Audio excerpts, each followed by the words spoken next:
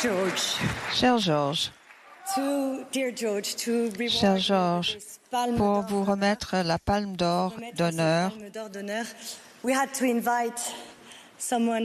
il fallait inviter une légende à votre démesure. Il se trouve que cette personne est aussi votre ami et notre parrain à tous.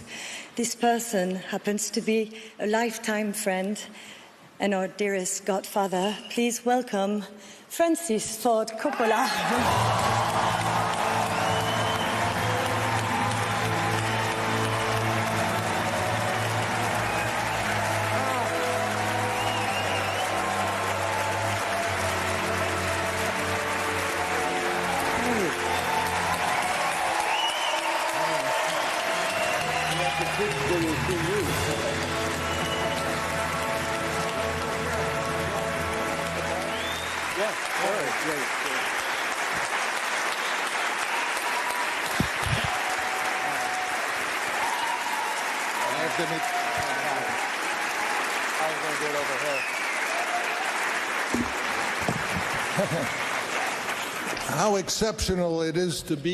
C'est tout à fait exceptionnel pour moi d'être présent ici pour rendre hommage à l'imagination, au succès et à la persévérance de mon camarade ici présent. J'ai rencontré George Lucas lorsqu'il était étudiant à l'Université de Californie du Sud, école de cinéma concurrente de la mienne à l'Université de Californie à Los Angeles. Il était venu me voir sur le tournage de mon premier film de studio avec une équipe beaucoup plus âgée que moi et dont les membres étaient tous en costume-cravate. J'ai demandé à ce garçon de 19 ans, habillé de façon informelle en t-shirt, ce qu'il regardait.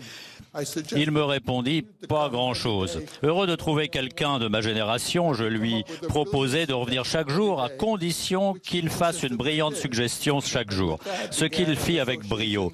C'est ainsi que commença notre amitié qui n'a jamais cessé.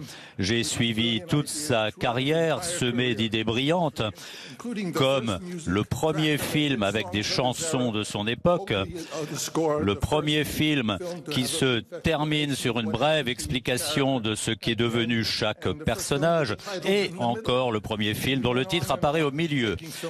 Autant d'idées brillantes qui ont marqué l'histoire du cinéma, l'histoire des scénarios, l'histoire commerciale du cinéma, et maintenant l'histoire continue en France, le pays où est né le cinéma grâce aux frères Lumière et où le cinéma y est célébré avec le plus de ferveur et de passion. Je me souviens aussi de cette journée de tristesse où il s'était senti rejeté. Il avait rencontré les ayants droit de Flash Gordon, cet astronaute d'une bande dessinée futuriste créée en 1934. Il lui avait été dit qu'il n'était pas assez important pour qu'on lui confie ce personnage célèbre, star de plusieurs films qui avaient égayé son enfance. Puis, il me fixa et me dit « Très bien, je ferai mon propre film et je l'intitulerai « Bataille d'étoiles » ou « Guerre des étoiles » ou quelque chose du genre.